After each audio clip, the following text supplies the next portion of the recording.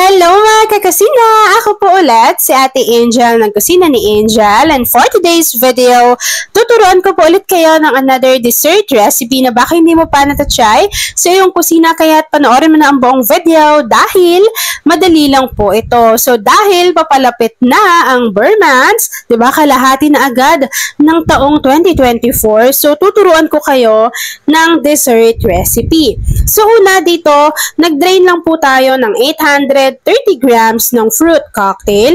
I-set aside nyo na yung kanyang syrup, hindi na po natin yung gagamitin. Itong fruits, tabi lang muna natin.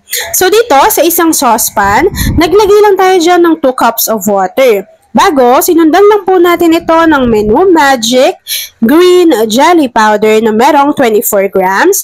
Kapag nailagay na natin yung ating water, pati yung ating green jelly, haluin lang po natin ito ng maigi dahil gusto natin na natunaw munang maigi yung ating green jelly. Bago, pwede na po natin buksan yung apoy sa ating kalan at lulutuin lang po natin ito hanggang sa kumulo yung ating green jelly. Kapag kumulo na yan mga kakusina, transfer lang natin ito sa ating lagayan. Hihintayin lang po natin yung mag-set at mag-firm bago gagawin po natin yung next procedure. Para naman sa next procedure, dito sa ating mixing bowl, naglagay na tayo dyan ng fruit cocktail. Ito yung dinrain natin kanina. Kapag nailagay na natin yung ating fruit cocktail, ito na po yung niready ko na 3 piraso ng hinog na mangga. So, yung nabili ng nanay ko, ang tamis talaga niya. So, ginawa ko, hiniwa ko lang po ito into cubes. Sa inyo na yan kung paano nyo siya didiskartehan. Tapos, inilagay ko lang to dito sa ating mixing bowl. After po nun, ito naman yung niready natin or niluto natin kanina na green jelly. So, kapag nag-set na po iyan, ang ginawa ko lang dito ay kinayod ko po siya na para ba siyang buko. Tapos, itinransfer lang natin dito sa ating mixing bowl.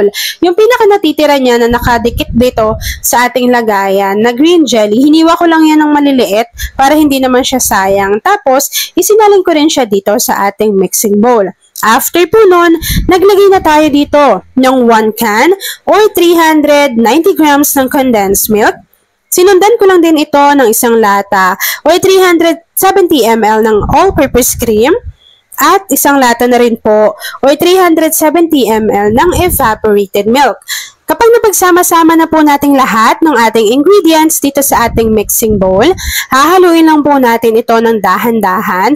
Ginagawa lang natin to para mag-combine naman at matunaw din yung mga condensed milk na inilagay natin. Kumbaga, hindi lang siya nandoon sa iisang pwesto. So, haluin lang natin ito ng maigi para mag-combine. After po natin tong mahalo, ilalagay lang natin ito sa ating chiller para mas kumapal pa po yung consistency ng ating all-purpose cream and para mas malamig po ito. Kasi mas masarap talaga yung dessert recipe natin na to, lalo na kapag malamig po yung ating dessert recipe. Kung wala naman pong ref, pwede naman na po natin itong lagyan kahit yelo na lang. Tapos, pwede nyo na rin po yung i-enjoy. So, ako po dito, inilagay ko lang to sa aking chiller. Tapos, ipapakita ko sa inyo kung ano na po yung kanyang naging consistency.